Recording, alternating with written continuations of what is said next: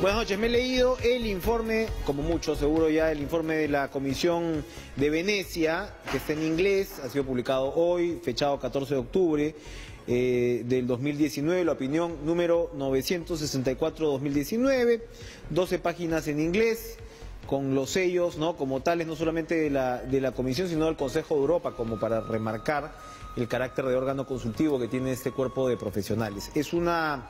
repito, en inglés, una descripción bastante ordenada y detallada de cómo ha sido el proceso de crisis, de enfrentamiento entre el Ejecutivo y el Legislativo.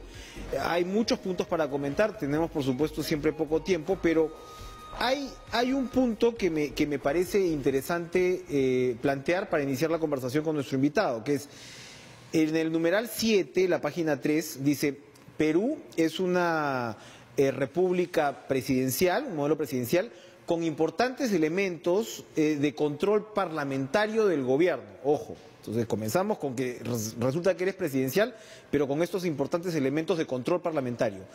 La Constitución, dice, de 1993, establece un sistema intricado de checks and balances, ¿no?, de contrapesos entre el Ejecutivo y el Legislativo, ¿no? Y bueno, y de ahí describe cómo tenemos nuestro sistema de Consejo de Ministros, ¿no?, que es elementos muy presidencialistas, insisto, ¿no?, en esta descripción un poquito como de curiosidad, pareciera que establecen de saque los miembros, ¿no?, de la Comisión de Venecia que han hecho este informe y que por supuesto luego describen la situación en detalle. No sé si nuestro primer invitado de esta noche, el constitucionalista Omar Cairo, ¿cómo está, Omar? Gracias por estar con nosotros esta noche. Muchas gracias a usted. Coincide me llamó la atención esa anotación, porque es de las, digamos, se cuidan mucho a lo largo de todo el informe la Comisión de Venecia, pero eso sí es como una suerte de aclaración, ¿no? Oye, por si acaso, este sistema peruano es bien particular, ¿no? Sí, yo creo que lo hacen para efectos de que su opinión sea leída en el contexto de esas particularidades. No es lo mismo una censura ministerial en el régimen parlamentario británico que en el régimen semipresidencial peruano, en el cual, por ejemplo, la censura recae sobre los ministros, mientras que en el régimen parlamentario recae sobre el jefe de gobierno. Exacto. Entonces, creo que era muy importante para la Comisión de Venecia explicar aquellos aspectos no frecuentes en Europa, que tiene el régimen constitucional peruano. Y los vimos in situ con las caras que pusieron pues los miembros de la Comisión de Venecia, que no sé si expresaban realmente este desconcierto, ¿no? O sencillamente estaban casados o con jet lag. El desconcierto, ¿no?, que tuvieron en la Comisión de Constitución se debió no a perplejidad por las instituciones, sino por, creo, el desarrollo de la sesión. El nivel del debate. Ahora, recordarle a los televidentes que pues es en realidad formalmente quien la solicita. ¿Es Rosa Bartra o es el propio Pedro presidente Lechea? del Congreso. Porque ahí dice que hay una carta de la propia señora Bartra, ¿no? No, eso miento, es parte de todo el debate. Esto es en junio del 2019, que había habido un informe previo, se señala, una advertencia previa, ¿verdad? Y ahí, bueno, sí mencionan a la señora Bartra. Pero lo que hay que recordar es que esto no tiene nada que ver en realidad con la disolución del Congreso. O sea, esto tiene que ver con la pregunta sobre si hubiera sido constitucional una cuestión de confianza presentada a nombre del adelanto de elecciones. Sí. Que como ya sabemos, esto fue tan rápido que llegaron estos señores y antes que tomaran su vuelo de regreso, ya la Comisión de Constitución la estaba archivando ese proyecto de ley sin ni siquiera pasarlo por el Pleno. Exactamente. Este es un informe acerca de lo que pudo pasar. Si lo que pudo pasar era constitucional o no, es decir, si una cuestión de confianza podía plantearse válidamente sobre una reforma constitucional, que no es el caso. La cuestión de confianza la planteó el ministro del Solar respecto de la aprobación de una ley orgánica, el artículo 8 de la ley orgánica del Tribunal Constitucional, para que se modifique y suprima este mecanismo de nombramiento con una lista de 11, sino que haya un examen más detenido. Es una ley ordinaria y sobre eso la Comisión de Venecia no se ha pronunciado en términos adversos. Lo que ha dicho la Comisión de Venecia es que la Constitución peruana no pone límites explícitos a los contenidos que puede tener una cuestión de confianza y que la cuestión de confianza sobre reformas constitucionales no es usual, no dice que sea inconstitucional, lo cual deja un campo abierto para interpretar, creo, que la cuestión de confianza sobre una ley orgánica no tiene ninguna objeción, porque si Si la Constitución no pone límites materiales, límites de contenido, y la cuestión de confianza sobre reforma constitucional tan solo es inusual, es decir, podría ser admitida, quiere decir que plantearla sobre una ley orgánica creo que tiene pocas posibilidades de ser objetado. El debate se centra efectivamente sobre la reforma constitucional. Exactamente. E incluso describe los modelos de cuestión de confianza, ¿no? Exactamente. Que está, me parece, el de Italia, ¿no? El de Francia. Entonces dice que el gobierno peruano se hubiera pegado, ¿no? De haber presentado a un modelo más o menos italiano o francés, más que español, que tiene unas limitaciones más estrictas, ¿no? Exactamente. Entonces, claro, la discusión que, como usted señala, además, no llega a zanjarse, aunque dice que otra vez, en este caso hipotético, al parecer, usted está, me parece, en la minoría de repente esos constitucionalistas que hay en un momento que dice que el debate constitucional, ¿no? Más o menos parecía inclinarse por la cantidad de especialistas por el lado de la imposibilidad de una cuestión de confianza. Pero usted era también imposible también una cuestión de confianza para un caso como el de adelanto de elecciones. No, yo creo que es una posibilidad válida hacer cuestión de confianza sobre la reforma constitucional. Creo que las objeciones que se plantearon no eran sostenibles. Se decía que no podía haber una cuestión de confianza sobre reforma constitucional porque el presidente no podía observar la ley de reforma constitucional. Cuando el presidente del Perú no es el que hace la cuestión de confianza, sino el primer ministro. Entonces se confundían los sujetos. Y por otro lado, observar una reforma constitucional es objetarla, mientras que hacer cuestión de confianza es lo contrario, es pedir que se apruebe. Ahora, reconozcamos de todas maneras, y creo que esto lo subraya la Comisión de Venecia, que nuestro diseño constitucional en ese punto es poco claro. Es verdad. ¿No? Porque tienes estos modelos, repito, de cuestión de confianza en Francia o en Italia, ¿no? Que dice que se refiere al plan de gobierno, a una política, ¿no? específica, ¿no? Y con limitaciones, dice, contra un proyecto de ley, incluso te puede decir contra un proyecto de ley, pero digamos que los causales están bien establecidos. Exacto. Eso no ocurre en el modelo peruano. Y sobre todo por una razón, porque aún con las similitudes, Francia, España, Italia, la cuestión de confianza se dirige al jefe de gobierno. Es como si la dirigieran contra Vizcarra. Exacto. Pero aún porque así, tiene sistemas parlamentarios además, exactamente, claro, más parlamentarios definidos. o semiparlamentarios, pero en todo caso, ese fue el gran trabajo que tuvo que hacer la Comisión de Venecia de establecer un cotejo entre regímenes parlamentarios o semiparlamentarios y un régimen semipresidencial como el peruano, que se construye en 1979 y de alguna manera se trastoca en 1993 con la nueva Constitución, con ciertas variantes, como por ejemplo la cuestión de confianza, esta llamada la investidura, esta no existía, esta obligatoria, esta que tiene que plantear el primer ministro dentro de los 30 primeros días. También expresan con extrañeza ese modelo que además de todo, el primer ministro tiene que ir a someterse a una cuestión de confianza, a un voto de confianza. Exactamente, eso es extraño porque eso en España, por ejemplo, eso sirve para que nombren al jefe de gobierno, no a la cabeza del gabinete ministerial. Ahora, eso al final se origina en la misma Constitución del 93, que se suponía era una Constitución muy presidencialista y le daba poderes plenos. Hemos repasado pues los debates con Chirino Soto, el señor Torres y Torres Lara, ¿no? Que le daba pues poderes pues pletóricos en realidad al presidente de la República. ¿Ese germen de confusión está ya en esta Constitución del 93 o es consecuencia de las modificaciones posteriores a partir de la renuncia de Fujimori, etc.? ¿Dónde está esa dualidad, ese sistema híbrido peruano? Yo creo que el modelo original está en la Constitución del 79, que sufre cambios cuando se produce el golpe de Estado y el CCD utiliza ese molde para hacer una nueva Constitución que tiene que mantiene la estructura, pero le introduce, por ejemplo, la reelección inmediata, que después se suprime, le introduce este voto, esta cuestión de confianza obligatoria, y ciertos elementos que determinan un poder del presidente, pero con contrapesos casi invisibles, como por ejemplo el inmenso poder que tienen los ministros. Aprecie usted que si el ministro de Solar decidía no hacer la cuestión de confianza, no se planteaba. Exacto. Vizcarra lo habría tenido que despedir, con lo cual la cuestión de confianza se hubiera deslegitimado tremendamente. Ahora, tiene usted. Hay otro punto que también hacen en el numeral 8, la referencia a la unicameralidad, que también es extraña, pero ¿no? En el análisis para los de la Comisión de Venecia, porque dicen, oye, recordemos que tienes una sola cámara, que tiene 130 señores y señoras y que no le rinden cuentas a nadie, básicamente. Y el modelo original del 79 tenía 2 cámaras y se podía disolver solamente a la Cámara de Diputados y quedaba subsistente el Senado, como en Francia, por ejemplo. Entonces, eso se altera cuando se reduce una cámara y se la puede disolver toda. Es un modelo... Y queda una comisión permanente de un Congreso disuelto, es decir, es como que se quedara de un robot un brazo. El robot ya no existe, pero el brazo subsiste, porque es la comisión permanente de un Congreso disuelto. Una constitución tan peruana como el ceviche. Realmente, propia de un año de golpe de Estado. Exacto. En el cual habían intereses por cambiar las reglas para que el 95 hubiera una reelección. Eso no hay que olvidar. Y donde ya la interpretación le puede servir a cualquiera según sus intereses. Este informe de la Comisión de Venecia, hoy salió el doctor Blume a decir que el Pleno del Tribunal Constitucional se va a reunir el miércoles para ver, por supuesto, el tema del señor Ortiz de Ceballos, que está íntimamente ligado al tema de la disolución del Congreso, y bueno, para ver el caso Keiko Fujimori y demás. ¿Le va a servir este informe como un insumo significativo al TC para poder zanjar, finalmente definir si acá eventualmente fue una disolución constitucional del Congreso en la que hemos vivido? Creo que le va a servir muy poco, muy poco porque la cuestión de confianza, cuyo rechazo da lugar a la disolución, no es sobre una reforma constitucional.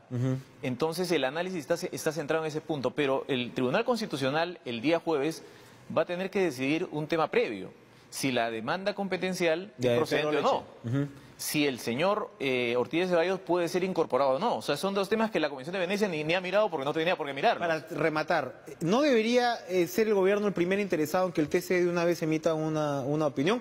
¿O también el TC está que no sabe muy bien por dónde? Lo que ocurre es que cuando en un Estado de Derecho la obediencia a las normas no obedece, no responde a los intereses. Puede interesarle al gobierno, puede interesarle al Congreso, pero la norma es muy clara. Si es que una demanda competencial no está aprobada por el Pleno, es improcedente. Y esto no es una mera formalidad, porque el proceso competencial está hecho para discutir atribuciones o competencias de órganos en funcionamiento, no de un órgano como el Ejecutivo que está funcionando respecto de un Congreso que no está funcionando, que tiene una comisión permanente que solamente tiene como atribución recibir decreto de urgencia y examinarlo. Otro límite a nuestro modelo constitucional. Exactamente. ¿No? Otro límite a nuestro modelo constitucional. Pero es una regla y hay que cumplirla. Más allá de que le interese al Ejecutivo o le interese al Legislativo, a la Comisión Permanente del Congreso disuelto. Gracias, Omar Cairo, por acompañarnos. No, por favor. Esta noche Gracias vamos a hacer una pausa. Hay encuestas. Salvador de Solar aparece con 21% después de esta faena. Volvemos.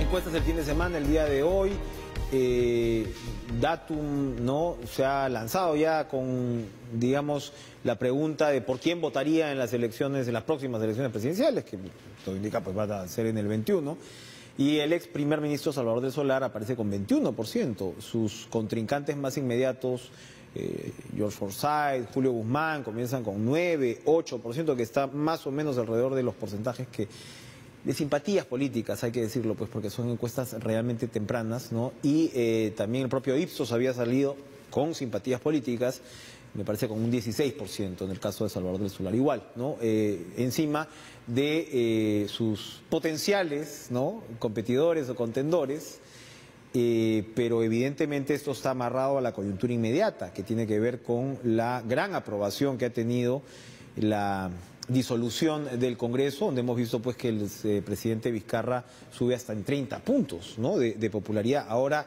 una cosa es con guitarra y otra es con cajón. Probablemente el debate va a cambiar rápidamente, pero ya, digamos, hay unas primeras trazas ahí planteadas. Giovanna Peñaflor, consultora política y fundadora, por supuesto, recordada de IMACEN, nos acompaña esta noche. ¿Qué tal, Giovanna? ¿Cómo estás? Muchas gracias por la invitación. ¿Significa algo este 21% de Salvador del Solar? No, a estas alturas lo que implica es el respaldo que ha recibido de la población al cierre del Congreso, situación en la que él ha tenido un papel protagónico, ¿no? Todos recuerdan lo que ocurrió, ¿no?, además ese día lunes, su papel, ha habido toda una serie de una campañita también ahí en redes y en medios alrededor de su figura.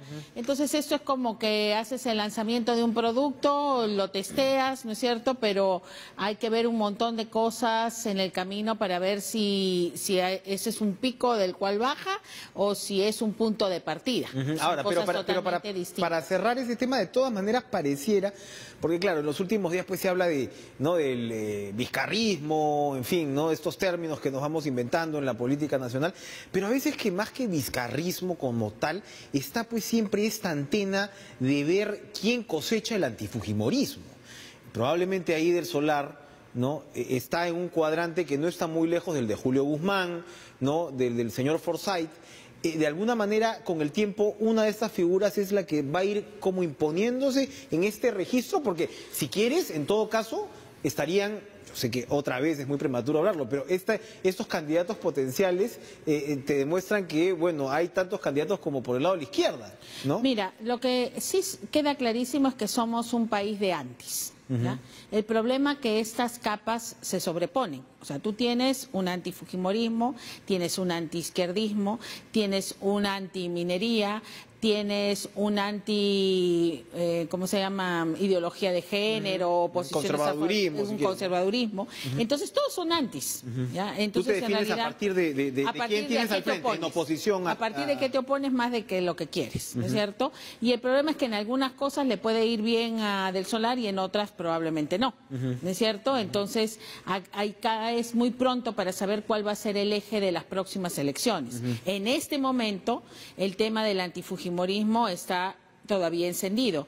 ¿Van a lograr mantener la TEA encendida hasta las elecciones del 2021? Yo lo dudo. Y el fujimorismo prende su propia TEA también, bueno, con el antiizquierdismo, evidentemente, ¿no? Claro, ellos juegan también a Pero por eso te digo, pero en realidad hay que ver, ¿no? Cuando uno habla de este gobierno, se ha planteado en oposición al fujimorismo, y eso, pero ya es un vencido, ¿no es cierto? ¿Cómo va por supuesto, ya no tienes a quién enfrentarte por ese lado. ¿Cómo va a cambiar la discusión reflejada en las encuestas en los próximos meses y sobre todo con mira ya a lo que va a ser esta campaña atípica? Además, ahora mismo no tenemos en claro ni siquiera si los famosos congresistas disueltos van a poder intentar repetir el plato en el año 20, para este año 3 meses. Hay varios especialistas que dicen que sí, porque no se trataría de una reelección en regla, sino de precisamente buscar a quienes te van a reemplazar para terminar tu propio periodo. Bueno, porque además, cómo se resuelva eso dependerá también si se pueden presentar o no en la siguiente elección, ¿no es cierto? Porque, digamos, eso es parte de la discusión. Claro. Entonces, no sé qué es más conveniente, si se presenten ahora por año y medio o que se puedan presentar o que la discusión subsista para el 2021, que son 5 años más, ¿no? Entonces, no son temas menores donde todo está en esa zona gris de la discusión, ¿no? Sin embargo, ¿qué cosa es lo que se viene? Primero, es este proceso electoral atípico, pero cuyo resultado va a ser muy importante. O sea, ¿qué tipo de Congreso va a tener? O vamos a tener, ¿no es cierto? Vamos a tener un Congreso con personas que han tenido una serie de problemas y que buscan en el año y medio, más bien tener un paraguas, ¿no es cierto?, de inmunidad. Vamos a tener un Congreso más bien de gente nueva, con poca experiencia. ¿Para un año 3 meses? Para un año 3 meses, o que tengan más bien aspiraciones de tipo de gobiernos local, o sea, municipal o regional, porque ellos sí obviamente no podrían presentarse para las elecciones parlamentarias del 2021. Eso por un lado, pero por otro también los posibles candidatos presidenciales del 21 podrían presentarse al Congreso del 20 también. Claro, y además vamos a tener ya no la, ¿cómo se llama?, la mayoría, pero sí probablemente una fragmentación. ¿Y cómo va a operar allí, no es cierto?, el gobierno? O sea, ¿cuál va a ser allí su relación con el legislativo? Ahí hay una pregunta fundamental que me parece, bueno, no se respondió hasta ahora, evidentemente, pero parece ser que el gobierno no va a presentar una lista para el 20. Bueno, o sea, oficialmente no va a presentar una lista, pero supongo que entre los ofrecidos, ¿no es cierto?, y los que se puedan mover bajo la mesa, puede llegar a tener algún número interesante, porque dudo que quieran repetir un proceso donde no tienen nadie en el legislativo. El presidente lo dijo en una frase en el discurso, dijo, ustedes, el pueblo, decidirá si le da la mayoría a estos señores que estamos clausurando, ¿no?, o disolviendo, o si le da la mayoría pues a la línea que yo represento como ejecutivo. Pero, ¿y quién representa su línea? Pero precisamente, ¿no? Ese es el problema, pues, o sea, esas son las ambigüedades. Bueno, no tiene partido también. Bueno, por eso, o no quiere decir quién es su línea, o va en algún momento a decir si estos representan lo que yo represento, y de esa manera se va a colocar en una posición menos, digamos, menos favorable de la que tiene ahora, donde solamente había un contrincante. Podría querer jugar a ser el gran elector en lugar de entrar a la cancha. Pero porque recordemos que en el momento en que se le asoció con la izquierda, ¿no es cierto?, a raíz de lo de Tía María, y no necesariamente por los temas congresales, eso le significó un duro golpe a su popularidad. Vamos a regresar a hablar precisamente de esa mentada relación o no con la izquierda y el gobierno. Volvemos.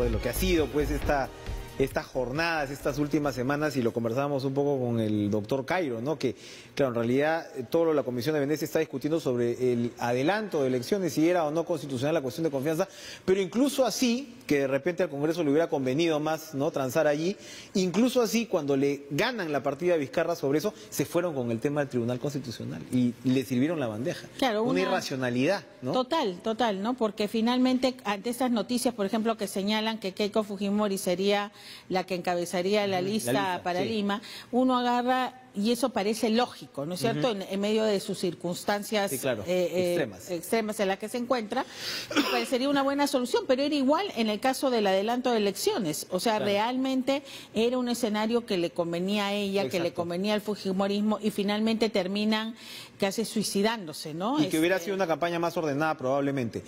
La relación del gobierno con la izquierda, porque desde el otro lado también se dice, bueno, Vizcarra pues es un izquierdista, ¿no?, agazapado. Ahora Vargas Llosa decía que ni hablar, pues que no es comunista de ninguna manera. Pero ¿cómo observas esa relación entre el gobierno y los actores de izquierda? Mira, en realidad yo creo que ha sido una relación de mutua conveniencia en algunos casos, ¿no? Creo que ha sido más utilizada por el Frente Amplio, por el padre Arana, ¿no es cierto?, que más rápidamente se ubicó en determinadas posiciones, en posiciones que obviamente les resultaban útiles para su posición ideológica o para sus planes futuros, pero creo que no es una compañía de largo aliento, ¿no? O sea, que coyunturalmente puedan tener objetivos comunes o posiciones comunes no significa... Son cercanos circunstanciales. Exacto, ¿no? Lo que sucede mucho en la política. Pero yo creo que la preocupación, o sea, de la gente también, o de ciertos sectores, puede mantenerse. Pero pueden mantenerse más que por quién apoyó o no el tema del adelanto de elecciones o el cierre del Congreso, como te decía, por casos como el de Tía María, donde las posiciones del gobierno no quedaron claras, ¿no es cierto? O donde a veces la gente intuye, ¿no es cierto?, que no hay posiciones claramente proempresariales, que tampoco son necesariamente apoyadas por la mayoría, pero que obviamente lo coloca al presidente en una posición distante, por ejemplo, de la CONFIEP, ¿no es cierto? Y allí tiene dificultades también el presidente, o sea, para ubicarse en un punto ni tan cerca que te quemes, ni tan lejos que te enfríes, ¿no? O sea, tomar allí una posición es más difícil que tomarla frente al fujimorismo. ¿Son problemas de identidad política como tal? ¿El gobierno no la tiene clara por ese lado, o prefiere no tenerla clara? No, yo creo que el gobierno no tiene claro, porque finalmente eso es producto de su origen. O sea, Vizcarra no estaba para ser presidente, no tenía una visión de país, ¿no es cierto? Finalmente llegó a la presidencia buscándolo, sí, pero no me parece que con un discurso ni una propuesta clara. Por eso es que también a veces uno ve con cierto escepticismo lo que pueda producirse de aquí a las próximas elecciones, ¿no? Porque lo primero es saber a dónde se quiere ir. Y eso es importante. Políticamente el gobierno tiene una tarea por delante. Bueno, pero ponerse a definir ahorita para dónde queremos ir es un poco complicado, ¿no? Se supone que ya lo tendríamos más claro. El tema del Congreso está clarísimo, pero ya dado ese objetivo cumplido, ¿qué cosa es lo que viene después? Bueno, ha dicho el señor Ceballos, el presidente del Consejo de Ministros, que va a presentar pues su plan de gobierno. En realidad ese es el término que han utilizado. Vamos a ver si se va aclarando el panorama. Gracias, Giovanna. Gracias por acompañarnos esta noche. Gracias a ustedes también por iniciar la semana en Cara a Cara, y nos vemos mañana con más. Esta semana va a estar también sin duda bastante movida. Recuerden, el miércoles es el pleno del Tribunal Constitucional. Buenas noches.